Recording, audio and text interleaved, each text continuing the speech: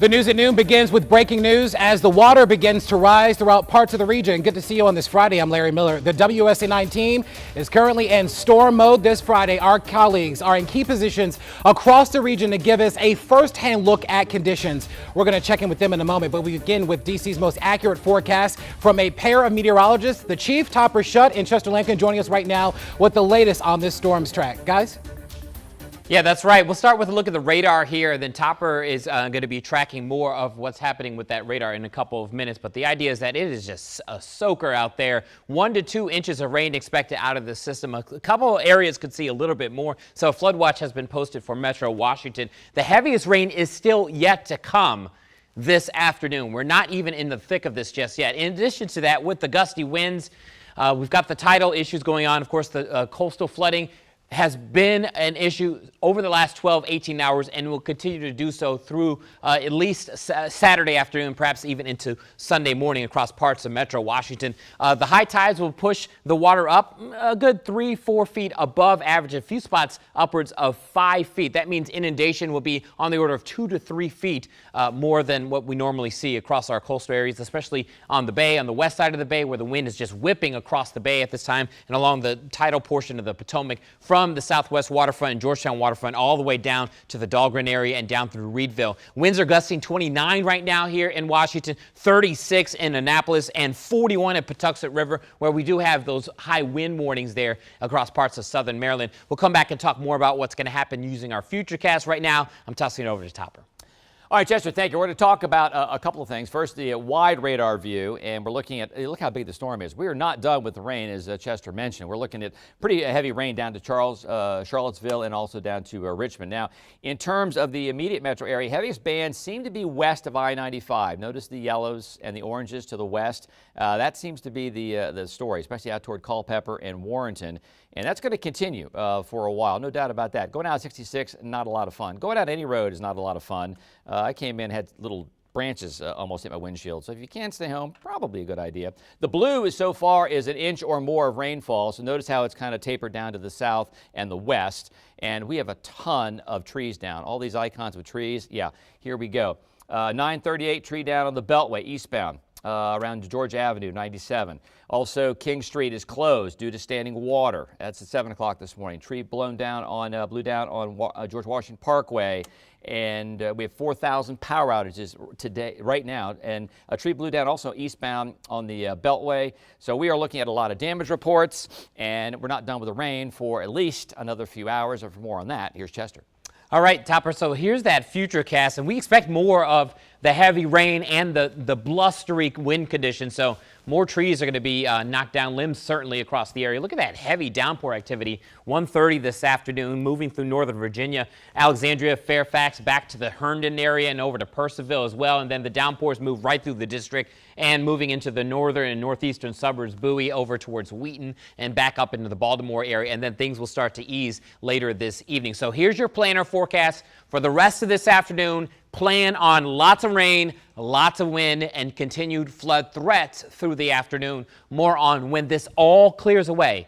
That's just minutes away, but right now, we'll send it over to Larry. All right, gentlemen, thank you so much. Well, the News at Noon team is focused on this flooding threat and getting you the information you need to keep yourself and your family safe as well. Let's get a first-hand look at what's happening around the region. We'll begin in southwest Washington at the Wharf development along the waterfront. That's where we find our Jess Arnold joining us live right now with the very latest on that. Jess? Hey Larry, yeah, I think Mother Nature really wanted her close-up because literally right in the last 10 seconds, this sky's opened up and it has just started pouring on us. Now we've been out here since 5 a.m. and this is the heaviest rain we've seen all morning. And take a look, it has now flooded over here at the fish market. We're at Southwest DC waterfront.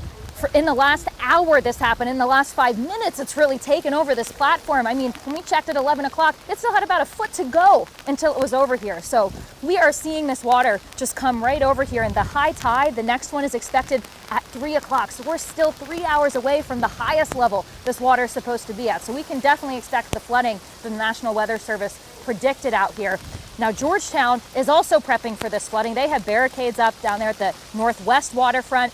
National Weather Service has extended the coastal flood warning for DC until Sunday morning now, so you got to be on the lookout for that. DC Water has also been prepping as well. They told us that they got their emergency generators ready to go.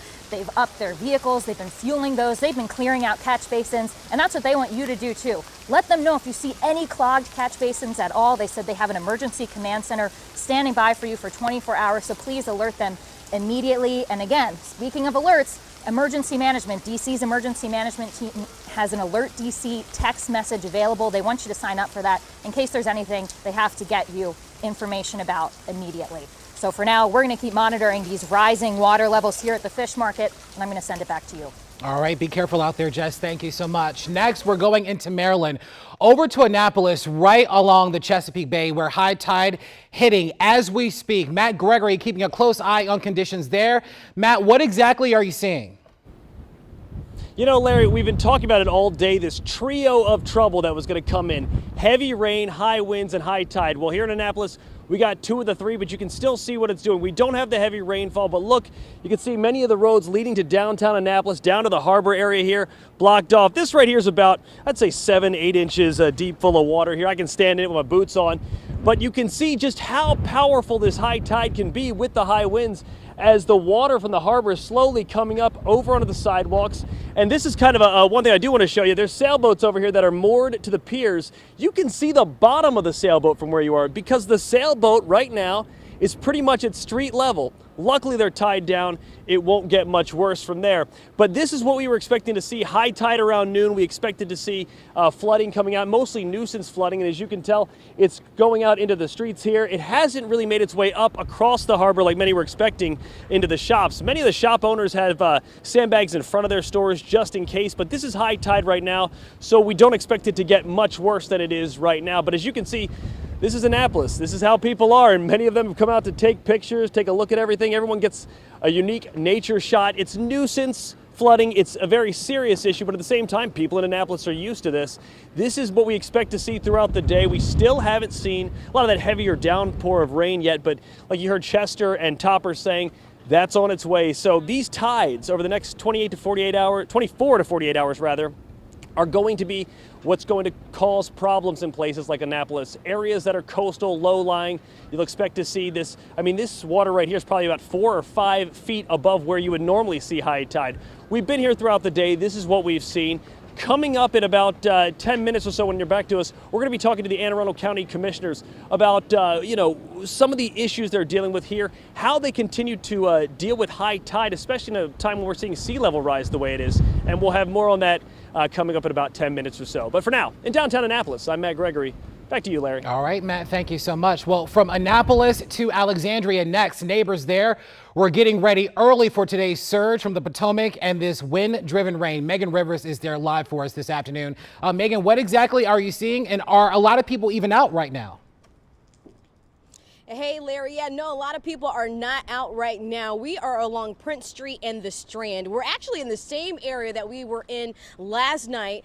We have seen a lot of rain come down, especially in the last 30 minutes or so, and we've also seen the water rise. So here along Prince Street at the intersection, when we first got here, off in the distance, you could still see this sidewalk, but as the water has continued to flood into the street, we're noticing that it's covering the street now and it's continuing to rise. I spoke with this bike shop yesterday that was right here at the corner, and Bennett, yesterday you weren't overly concerned, but today how you feeling? It's exponentially higher than I would have anticipated with 3 hours and then some to go for high tide. So yeah, it's getting up to the step right now. We're up about 3.5 feet, so I think we'll be okay, but it'll definitely get in the store, no doubt about it. And you were telling me yesterday that you guys haven't really seen any flooding issues since Hurricane Isabel some years ago. That's it. Yeah, we had 3 feet in the store then, but that was the perfect storm.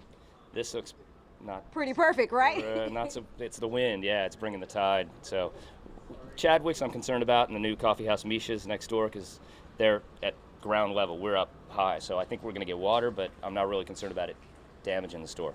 Okay, so I guess you guys are going to start getting your sandbags ready too then, huh? I'm just going to keep it open. Just, because so it's going to flow in and flow out. That's it, All I mean, right. I can't stop it. All right, Bennett, I'll let you get back to it. And like he said, the restaurant next door, Chadwick's, they've actually closed their doors for the afternoon for right now, for the time being. We saw earlier where they put those sandbags out, trying to make sure that the water from the Potomac doesn't flow into their restaurant. So they've closed their doors temporarily as this storm moves through our area. But we'll be out here in Alexandria through the majority of the day. We'll keep an eye on things and update you on air and online and on social media as well. I'm Megan Rivers reporting live in Alexandria. Larry, I'll send things back to you in the studio. All right, Megan, thank you so much. We are going to take a quick break. Our in-depth coverage of this flood threat throughout the D.C. region continues next. This is the news at noon right here on WUSA 9.